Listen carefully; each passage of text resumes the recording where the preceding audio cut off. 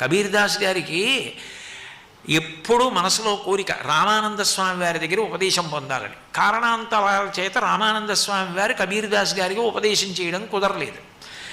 కానీ తెల్లవారుజామున 3-4 గంటల మధ్యలో రామానంద స్వామి వారు గంగానదిలో స్నానం చేసి బయటికి వచ్చి నడుస్తూ రామనామం చెప్తూ పరవశంతో వెడుతుండేవారు. కబీర్దాస్ గారు తెలిసి ఏమీ తెలియనట్టు ఆ గంగానదిలో ఇసుకలో పడుకున్నారు బోర్లా.